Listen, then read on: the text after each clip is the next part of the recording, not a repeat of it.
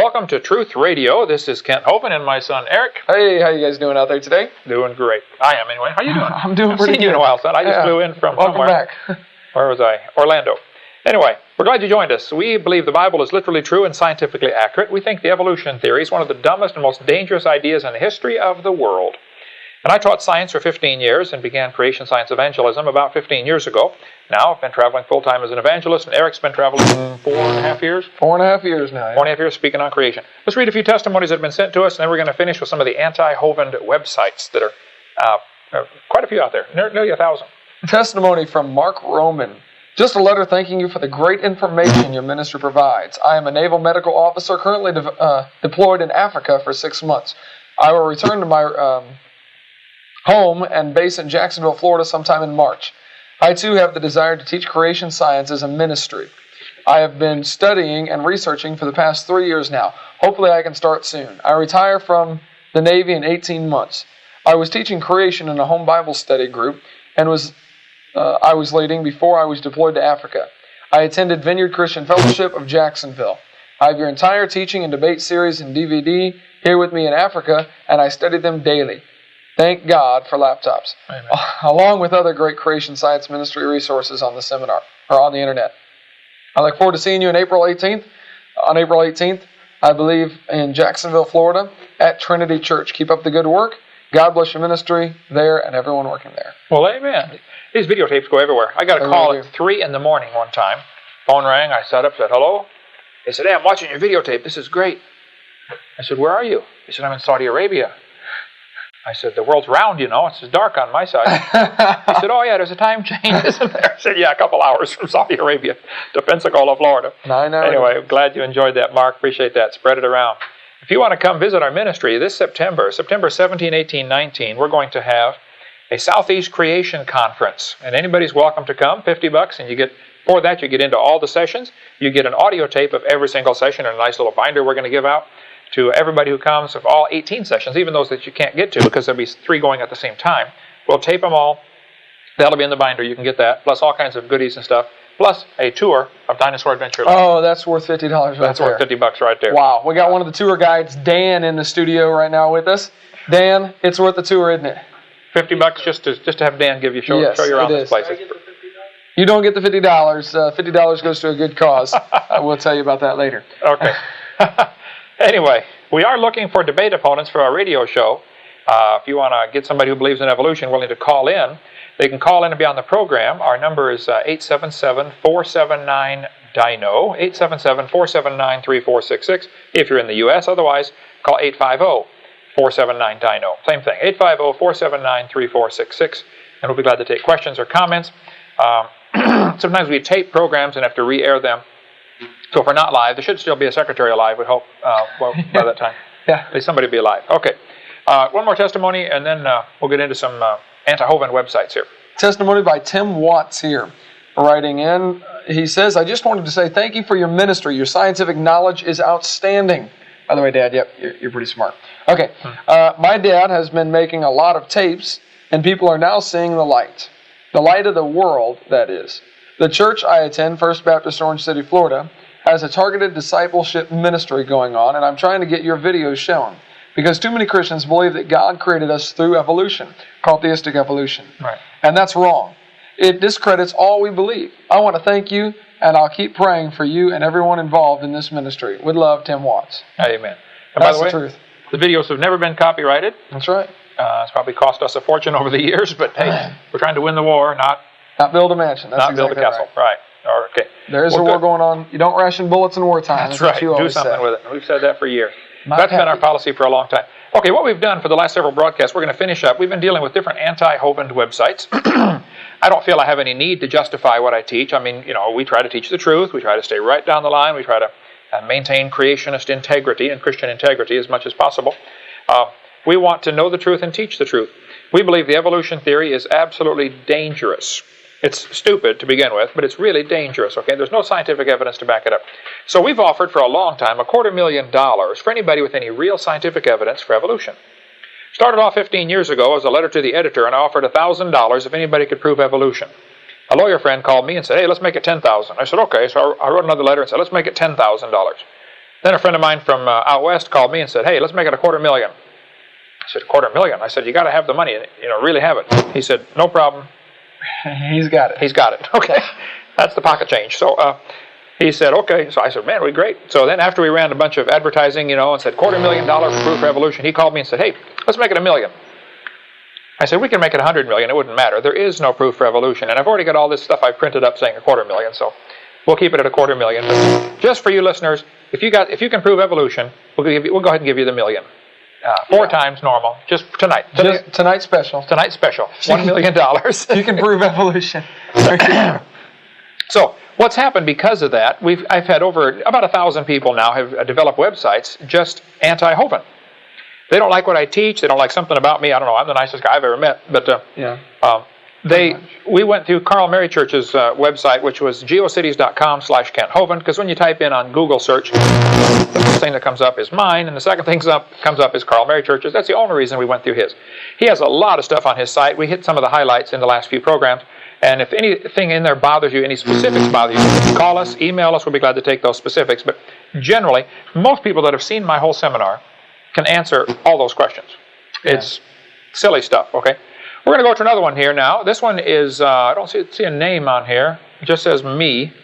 I thought I saw a name earlier. I emailed somebody back and forth a long time ago. No name. Just says me. The website address is geocities.com/Cape Canaveral. Cape Canaveral. Cape Canaveral, /hanger/2437/Hovind.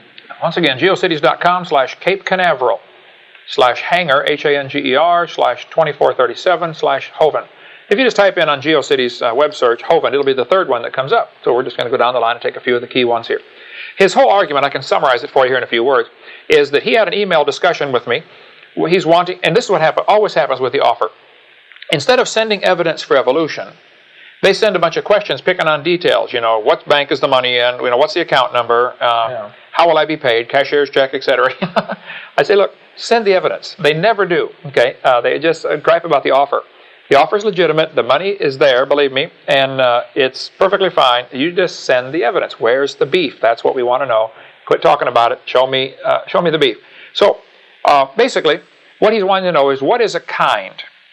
Because I said in my offer that if you can, one of the many things you'd have to prove evolution would be how fundamentally different kinds of animals can be created from one kind of animal. And so his gripe, the whole thing here is about, what's a kind? All right, well, whoever you are calling yourself me here, M-E, I'm going to try to answer this one more time. The Bible says in Genesis chapter 1, 10 different times, I've got it open in front of me here, Genesis 1:11. And God said, let the earth bring forth the grass, and the herb yielding seed, and the fruit tree yielding fruit after his kind, whose seed was in itself upon the earth, and it was so. Genesis 1:2. And the earth brought forth grass, and herb yielding seed, after his kind, and the tree yielding fruit, whose seed was in itself, after his kind, and God saw that it was good. There are 10 references, I believe, in Genesis chapter 1, where it says they bring forth after their kind. So it's very simple. If they can bring forth, they're the same kind. A horse and a zebra can mate and bring forth offspring. A horse and a zebra are the same kind of animal. A horse and a pine tree cannot. No. A horse and a turtle cannot. A horse and a hamster cannot. A horse and a whale cannot. A horse and a dog cannot. So I don't have to go through all of them, but I think generally a 5-year-old would tell you what are the same kind. I mean, if you put all the animals in the world in a big line, a 5-year-old could go through and pick out 99% of those that are the same kind and get it pretty close. If they're able to bring forth, they're the same kind. That's the Bible definition. So some of the border fringe ones might be a little tough to actually figure. Alaska rabbits and Florida rabbits can no longer interbreed. However, they can both breed with Minnesota rabbits. So they're still obviously the same kind. I think what's happened in the last 6,000 years, the kinds of animals have diversified to where you get some pretty bizarre varieties that may no longer be able to reproduce. So my definition of kind is, if they originally were able to reproduce, they're the same kind. Yeah, that would make sense. Today, if they may no longer be able to reproduce because of whatever variations that have happened, they're still the same kind. Now, Chihuahuas and Great Danes can still bring forth. They have a few mechanical problems, but they can still. Difficult there. They can still bring forth. Actually, they can. And so they're the same kind. A dog and a wolf and a coyote are the same kind of animal. And so that's the Bible definition. So this entire website asking for what is a kind, first place, you're missing the whole point. Okay, you're picking out a detail in the offer, you're missing the whole point, and you're trying to throw up a red herring. What they do when they would drag a red fig across the trail to throw the cookies off the trail or something. So a red herring is when you try to get somebody off track and say, "Oh wow, look at this over here," so they miss the main point. Yeah. He's saying Hovind never defined a kind, as if that proves you got proof for evolution. You're missing the point. You never sent any evidence for evolution. I would like to know, where's the beef? What evidence do you have? Send it, quit griping. My recommendation would be actually you take the site down, because it really, I think, reflects badly on you. Some people may look at it and say that it helps people to be able to try to look at both sides of the argument, though, at the same time. Well, sure. I mean, anybody can put up any websites they want, and that's fine. But it makes some people look kind of dumb when they say things that ought to be obvious, I think, to a kindergartner. Okay, here's website number 4 that comes up. This one is talkorigins.org. Now, Jonathan, Talk Origins has all kinds of evolution-based stuff. Is that correct? They claim to be a news group. They claim to be a news group. They hate Christians and they hate me on talkorigins.org/FAQ/Hovind. So here we go. Kent Hovind, who calls himself Dr. Dino, is a charismatic proponent of the young earth creationism who enjoys enormous popularity with audiences and web forums participants from around the United States. Well, thank you. They said something nice. Pretty nice. We're not very far into it, though. It's okay. He runs Creation Science Evangelism, and thank you for the link. By the way, nearly all of these guys link to us, which is good. Yeah. Appreciate that, guy. Yeah.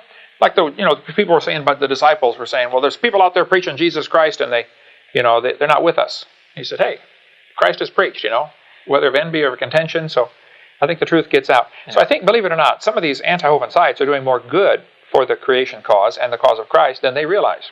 Certainly than they want to. Certainly more good than they want. Simply looking at the arguments, it does not take a rocket scientist to figure out what's going on here and the truth, So, yeah, you're right. Well, I'm going to go through these, and if you spot any particular ones you think we ought to hit, let me know here. He's got a whole bunch of links here to all the other anti-Hovind websites. Of course, they all do that. They link to each other.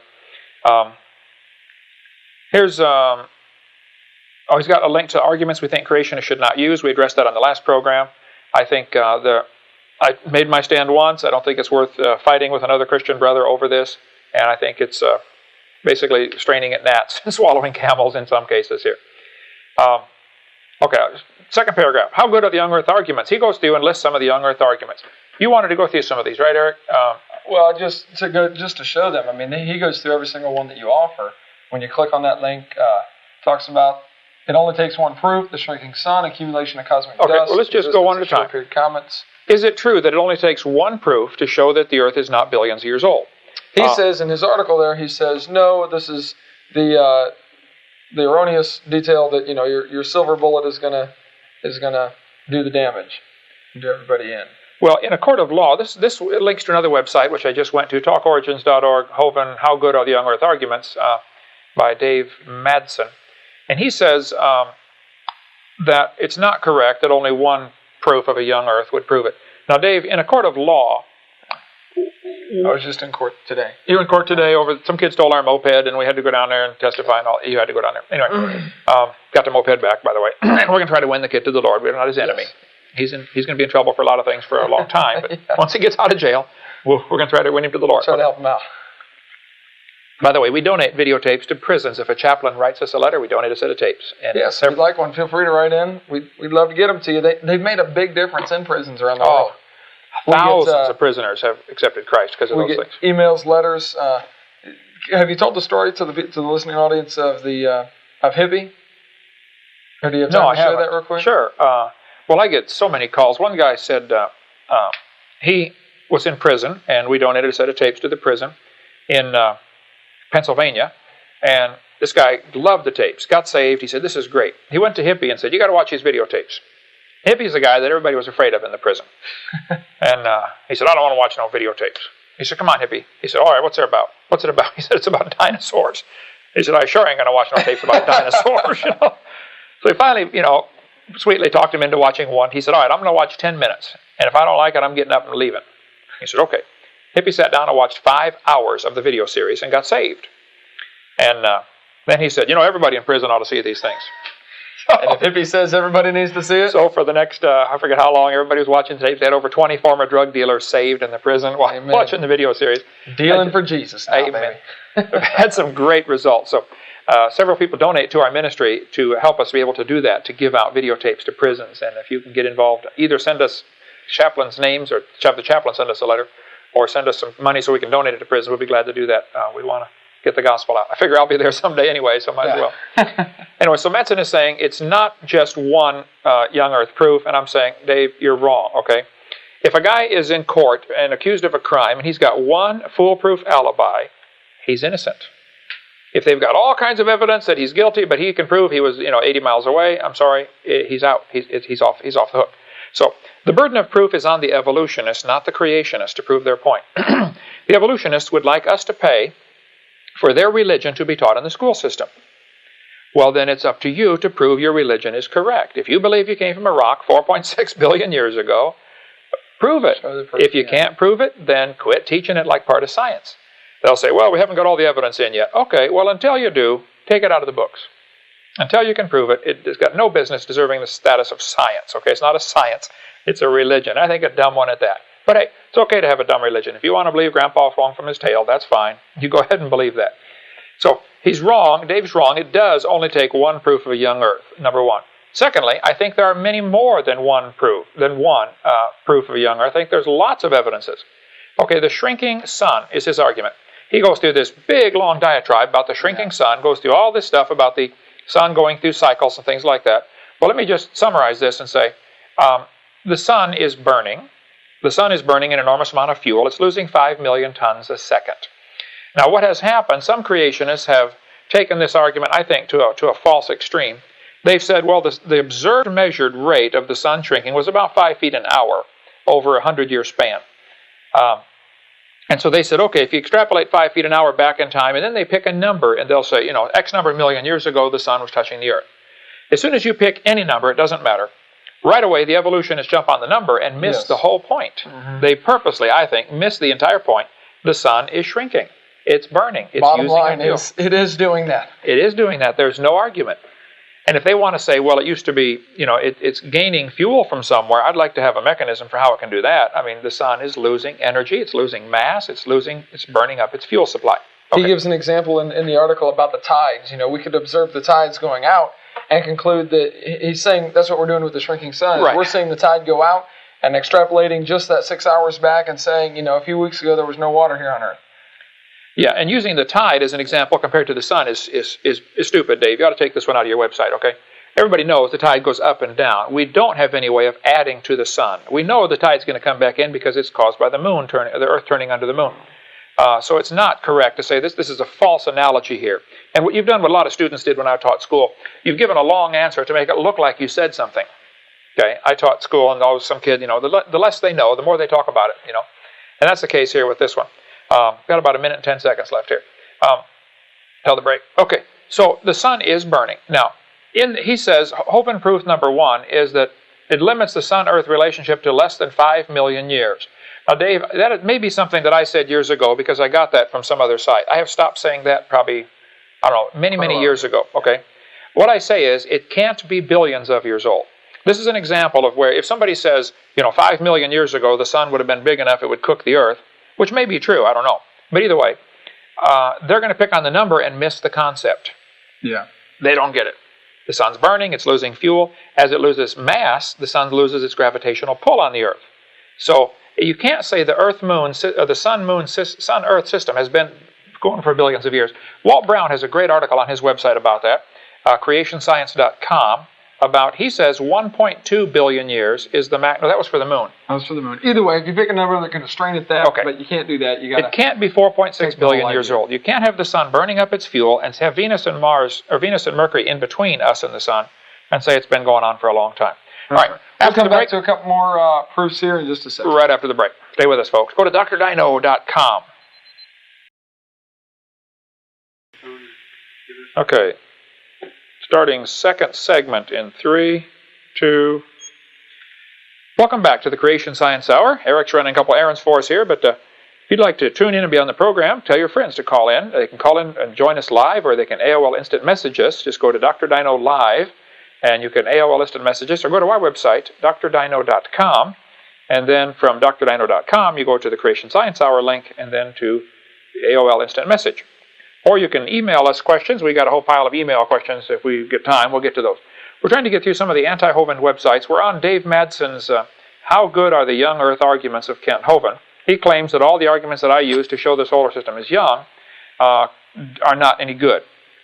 So, Dave, here's my answer, and I'll be glad to debate you anytime publicly in front of any university, if you'd like to do that. I come to California quite a bit, where you're stationed out there. Is Dave Madsen, does he head up some kind of atheist talk group or something? Or he's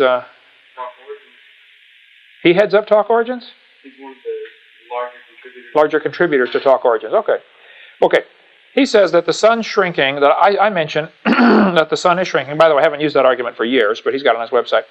But the sun is shrinking, by the way. But the sun is burning an enormous amount of fuel, and it's losing 5 million tons a second. That is pretty well known. The argument for 5 feet per hour is extrapolated after 100 years of observations. And one of his arguments in here about the 5 feet per hour, he says this was based on Halley's solar eclipse back in the 1700s, and he says it may indicate that it's not actually shrinking. Well, Dave, you have to understand the sun, and the Earth goes around the sun in an oval shape, and sometimes it's closer, sometimes it's farther away, called perihelion and aphelion. So to measure one eclipse, you'd have to know what time of the year this was and whether the sun was at perigee or apogee or halfway in between. I think you'd have to look at a longer 100-year span than just one solar eclipse and compare that. Secondly, we don't know yet if the sun is burning by nuclear fusion or by gravitational collapse. If it's nuclear fusion, then there's a neutrino problem. Your answer in your website here is that the sun is burning by nuclear fusion, and that proves that it can possibly be billions of years old. Even if it was burning by nuclear fusion, that still doesn't prove it's billions of years old, number one. And number two, you have a real serious neutrino problem, which I think many folks have done studies on that, and it's a real mystery. Where are the missing neutrinos? Okay, I'm on, Eric, second young Earth proof, number 2. Okay. Hey, also about the shrinking sun. Moon and sun. There we go. About the shrinking sun. We do mention that on our videotape number 7 currently. Right. And we explain the two different arguments and everything, though, at the same time. Right, that's true. It's no longer as part of the part 1, proofs of a young Earth. But right. I think it still is a legitimate argument that, and by the way, look at this from a bigger picture. Proving the Earth is billions of years old is only the first obstacle the evolutionist has to overcome. He's got a long ways to go. I don't think they can pass the first hurdle. But if they think the Earth is billions of years old, that still it doesn't help their theory at all. It doesn't prove that life evolved from non-life. It doesn't prove any of the 6 types of evolution for sure. Right. That's just the first obstacle. They have to have billions of years to hide their fairy tale in. Long ago and far away. Yep. That's how you hide any fairy tale. Okay. His second one is the moon dust accumulates. And it said I mentioned in my seminar, the moon dust would be much deeper if the moon were billions of years old. And that is exactly correct. This is one that I do not use in my seminar, have not for years, other than bringing it up if it comes up in Q&A.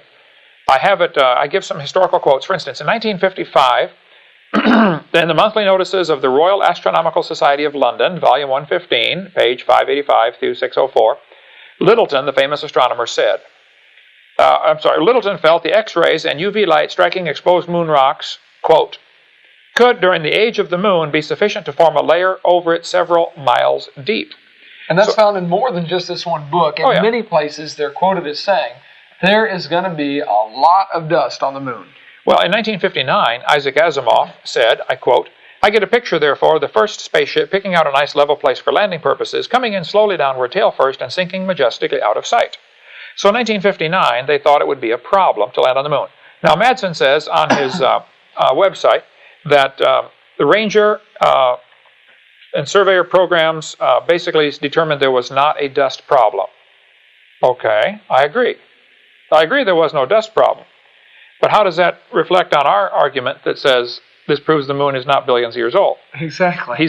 you're stating my point, I think, Dave. Yeah. You need to look that over again. Look, there isn't any dust there. See? Okay. That's what we're saying there, buddy. He gives a couple of quotes here. One from a lunar surface conference held in April, late in '63, on the lunar surface layer. McCracken in Dublin state, the lunar surface layer, thus formed, would therefore consist of a mixture of lunar material and interplanetary material, primarily of cometary origin, from 10 centimeters to 1 meter thick. The low value for the accretion rate for the small particles is not adequate to produce large-scale dust erosion or to form deep layers of dust on the moon. For the flux has probably remained fairly consistent during the past several billion years. Okay, well, these guys can certainly think it probably could have remained consistent for billions of years if they want, but that's just guesswork, okay? This was 1963 again, before they went to the moon. Now, you need to understand, if the moon, the moon dust problem, I think is still a valid argument, though I think creationists should use that with some caution. It's not a proof, it's just a good argument. It's logical to assume that space dust would gradually be vacuumed up by all the planets going around. The sun is going to pull in, or the planets are going to pull in the larger particles of dust by their gravitational pull. Right. And the smaller ones are going to be driven out by the Poynting-Robertson effect mentioned in Walt Brown's book, Creation Science, or In the Beginning, by Walt Brown, which we sell on our website, or you can go to his website, creationscience.com, and get it. Do you know off the top of your head what that effect is? Why would those be? The Poynting-Robertson effect is the solar wind, the light pressure. You've seen those little glass balls with the little veins in there. One side's black, one's white, and you just shine a light on it, it starts spinning. Right. The light itself has a pressure, and that's going to drive the real tiny particles out away from the sun. The bigger particles would be attracted. Right. They're too small to have a gravitational pull, actually. But so the point is, as time progresses, there's less dust. So if they go up there in the 60s or 50s or 60s and measure the dust, or if they even measure it on Earth, dust accumulation, all of the measurements are taken in the last 50 years. It would be expected that there would be less dust then than there was 1,000 years ago or 2,000 years ago. So the accumulation rate that we're observing today is still enough to make it a problem.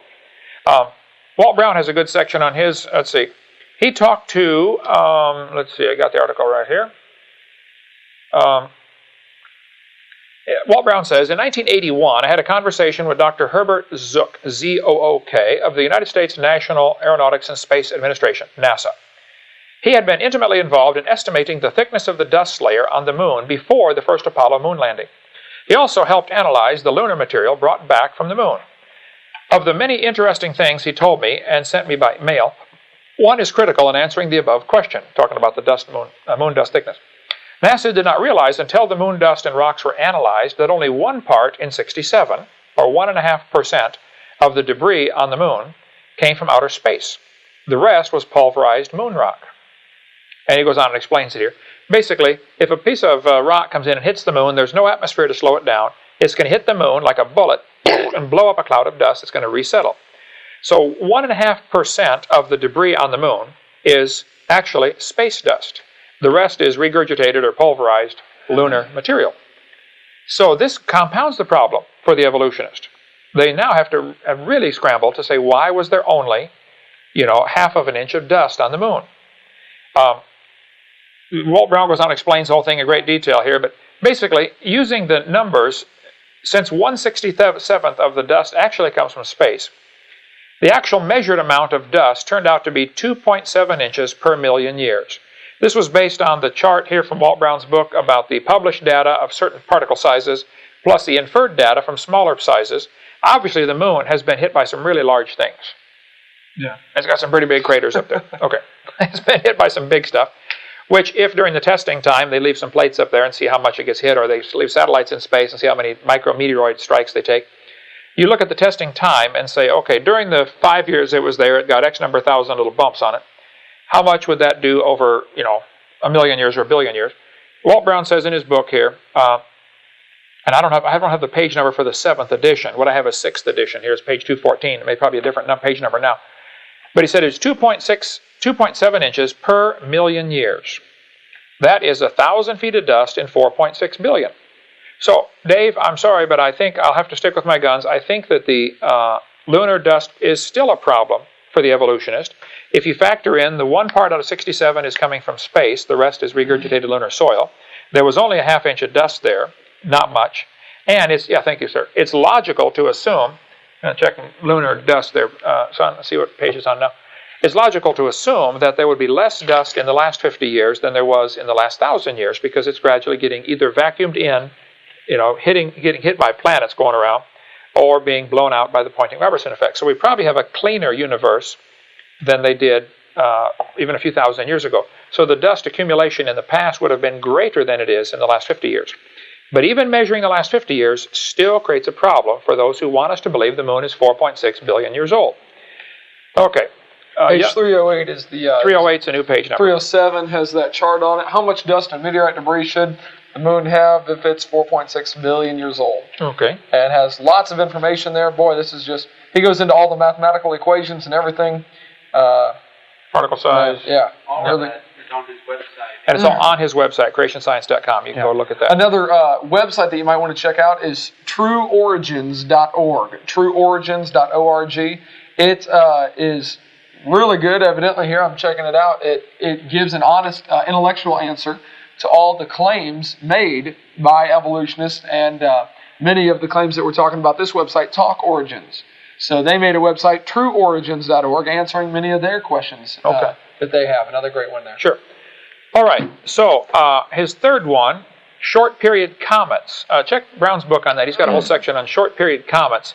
I say in my seminar, short period comets indicate the moon is not, or the universe is not billions of years old, which is still a legitimate argument. The fact of the matter is comets are constantly being burned up. As they travel through space, they're burning up. You can't just keep losing. Pretty soon it's gone, is what I say in my seminar. So, again, Littleton said in The Mysteries of the Solar System, Oxford, England, Clarendon Press, 1968, page 110, that short period comets have a life expectancy of less than 10,000 years. So the question is obviously, why do we still have comets? They should all be gone.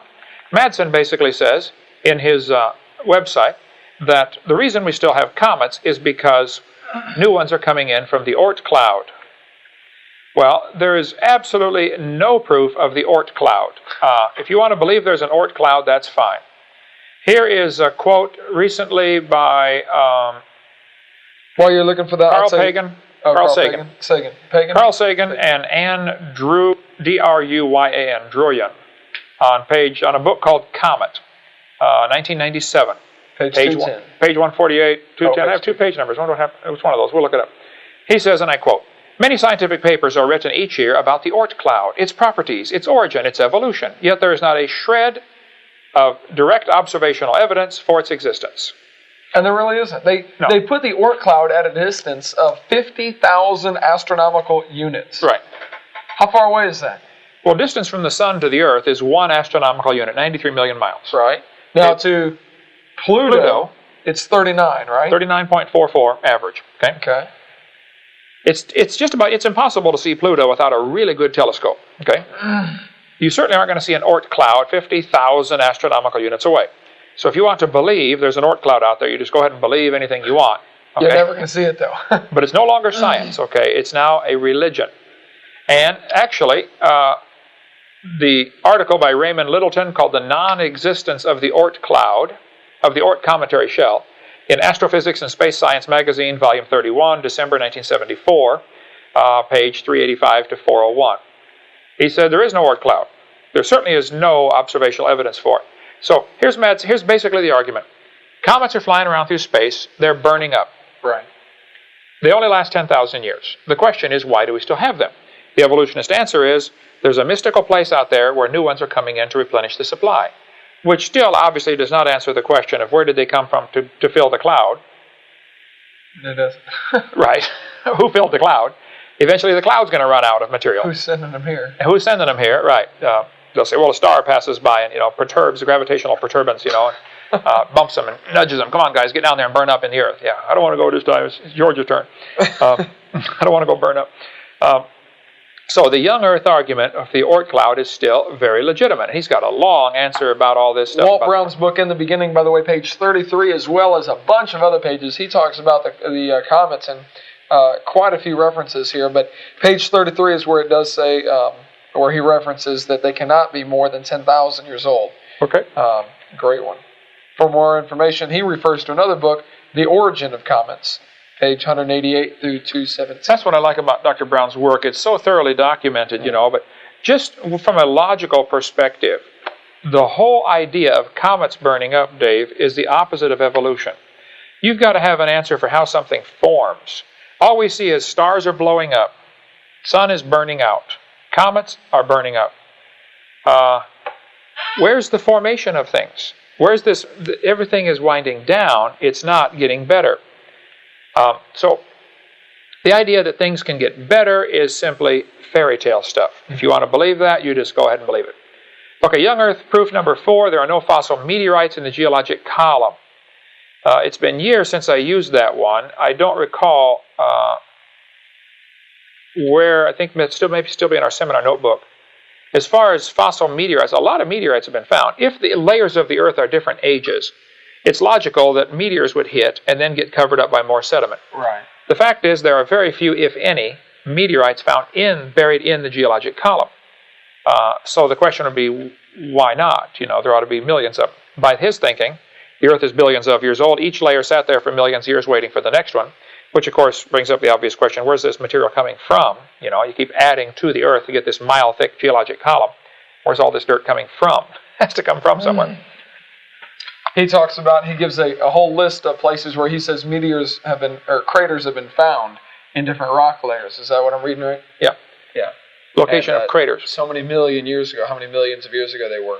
And you'll notice it just happens to go right along with the geologic column, and if there's a meteor in that layer, then that proves that it's this old, is what he's saying. Okay, now let's take just one. I'm just going to pick one out of the clear blue sky. I've not seen your list before, Dave. Here's one that says it's 300 million years old, found in Serpent Mound, Ohio, from the Carboniferous era. Yeah.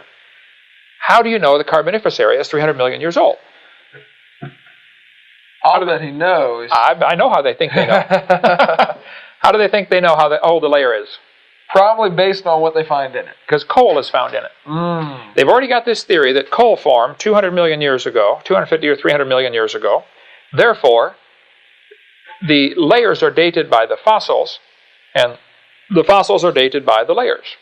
So if you find coal, the coal is 250 million years old because Right. So therefore, since there's a hole in the coal, it must be 300 million year old meteor strike. Therefore, that proves there are fossil meteorites. Real stretch there, Dave. Okay, we got to take a break in about 20 seconds. We'll come back and take a few more of the young Earth proofs. But if you want to get on our website, drdino.com, you can get our video series, Creation Science series on drdino.com. You can still get it in time for Christmas if you call quick. Today's date is, whatever it is, December 15th or 16th or something in there. I just got off an airplane. I'm a little behind schedule. But if you can get on our website, go order our materials, great Christmas present for a friend, get somebody saved. So go to drdino.com and take a look at our stuff. If you have any questions or comments, you can email us, drdino live, and we'll get to your questions as quick as we can. Thank you. All right, folks, welcome back to the final segment of Creation Science Hour. This is Kent Hovind in Pensacola, Florida, and my son Eric. Hello. And we're dealing with some of the anti-Hovind websites. Since you got to carry on the Hovind name here, son. Yeah. That's fine. Basically, we believe the Bible is literally true and scientifically accurate. We think the evolution theory is one of the dumbest ideas in the history of the world. And if you would think you came from a rock, you can just go ahead and enjoy yourself. But it's not true. We're answering some of the anti-Hovind websites. This could go for years, okay? We're not going to answer them all. Believe me, we're just going to do a few more here and then drop it. So if any of the things on the internet bother you, if you give us a chance to defend me, give me a chance to defend myself, I'll call in. Be glad to talk with you. You can call 850-479-DINO, 850-479-3466, or you can AOL instant message us, and we'll do it right on the radio program, 5 to 6 Central Time, every day on truthradio.com, every weekday. We're now talking about talkorigins.org /FAQS, frequently asked questions, /Hovind, that's me, /howgood-yay from Dave Madsen. And I'm just going to do a couple more of Dave's arguments here, because his gripe was I haven't answered him in all these years. His website's been up. Well, first place, I don't think many people care, Dave, or even know about your website, so I'm probably giving you more publicity now than you've ever gotten. But the fact is, it doesn't matter what you think in a broad sense. What does God say is all that matters. And God says He made the earth in 6 days about 6,000 years ago. And His opinion means a lot more to me than you or anybody else out there. So there is, Jonathan says there's a long dissertation on trueorigins.org answering the talkorigins.org website. So those guys can argue back and forth. I don't go visit any of the sites. This is the first time I've seen some of this material.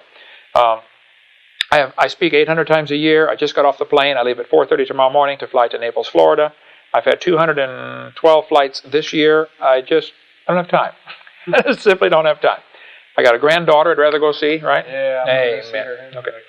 Okay, and one more coming. When? Yeah, May 2nd's the due date. Angelina Marie, we believe, is the name. Let's see what happens with that. It's too long of a name. You got to get a shorter one. Okay. They're going to call her Angie. You know that, right? Angel.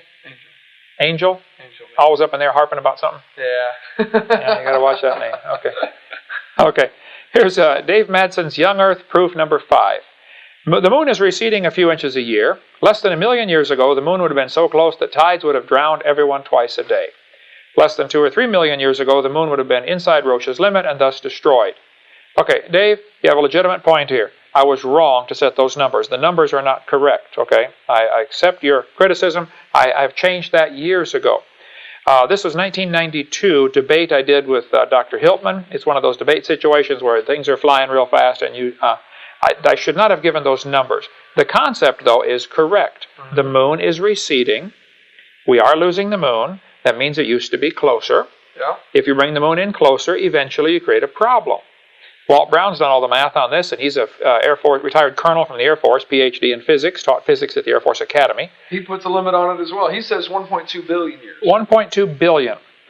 Now, I don't know what the number is, but again, no matter what number you throw out, they're going to miss the point. Yeah. The moon is getting farther away from the Earth. What does that mean? It used to be closer. That's what we at Dinosaur Adventureland call a bad thing. Right. If the moon were, is that right, Dan? Almost. What do you call it? It's a bad thing. Oh, around here we like to refer to that. We like to refer to as a bad thing. Okay, thank you, Dan. Normally we can only drown once a day. Yeah. A couple billion years so, that wouldn't have been good. Dave, you're right from my 12-year-old quote here that I said a million years ago it would have been a problem. You're right, that's not correct. It would not have been 1 million years ago. However, you're missing the point. Yeah. It would have been a problem. Now, if we go back in time far enough, the moon actually, literally, would have been skimming the surface of the Earth, wouldn't it? Well, way before that, it would break up. Okay. Yeah. But if it did get that close, that would explain what happened to the dinosaurs, right? The tall ones. The tall ones. What happened to them? They got mooned. Yeah. I love that one. Okay, so I think this is an example of how they strain at a gnat and swallow a camel. They pick on a figure and totally miss the point. And he goes on to talking about the recession rate of the moon, and how do we know this recession rate has been consistent? Oh, no, Dave, that's an excellent point. I'm sure that we don't know. I think there are physical science things that would tell us, how it would behave just by gravitational attraction, which Walt Brown goes through in his book there. However, you do the opposite, though. You want your cake and eat it too. You're saying we can't extrapolate, the moon is leaving, so we can't extrapolate this back in time. But yet you do want to extrapolate back in time for carbon dating, potassium argon dating, rubidium strontium dating.